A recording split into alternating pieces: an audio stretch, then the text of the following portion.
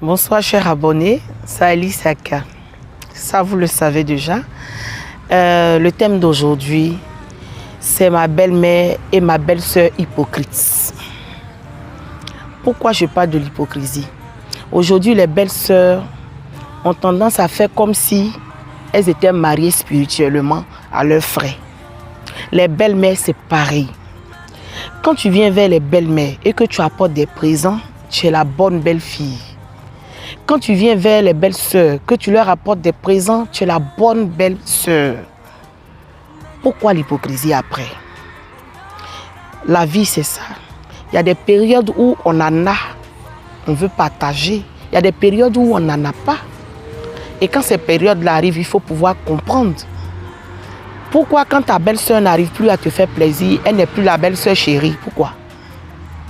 Chère sœur, chère belle-sœur, chère belle-mère, je m'adresse principalement aux belles-sœurs, maintenant même. Belle-sœur, tu es appelée à te marier aussi.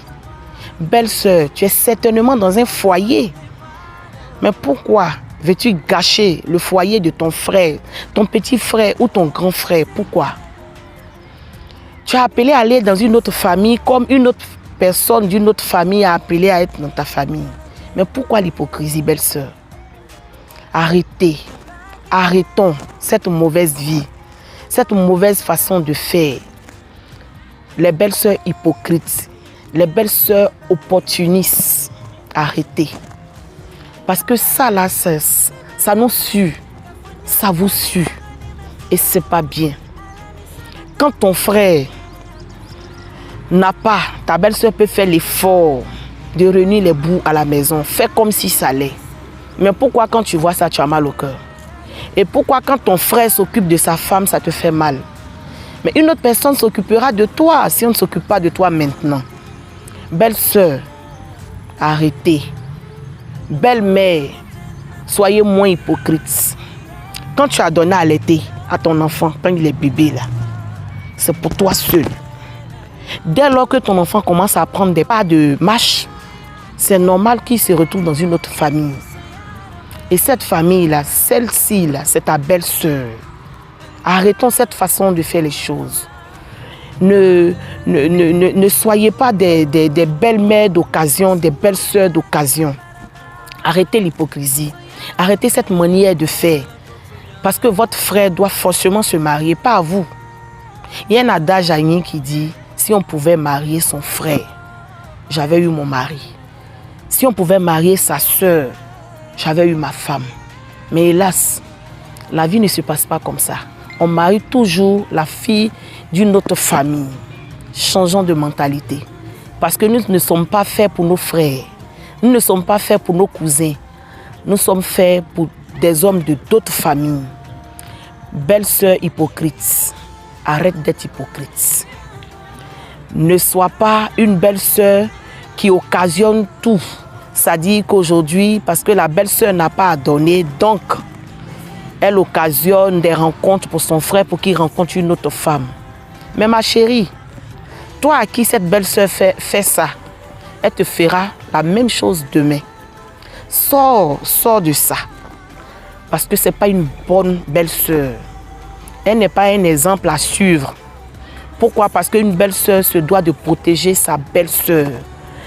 Une belle-mère se doit de protéger sa belle-fille. Une maman, elle est la maman du couple. La mère de ton époux est ta mère. Le père de ton époux est ton beau-père. Mais il est aussi ton père avant tout. Belle-mère hypocrite, arrêtez l'hypocrisie. C'est seulement la fille d'une autre famille qui pourra se marier à ton fils.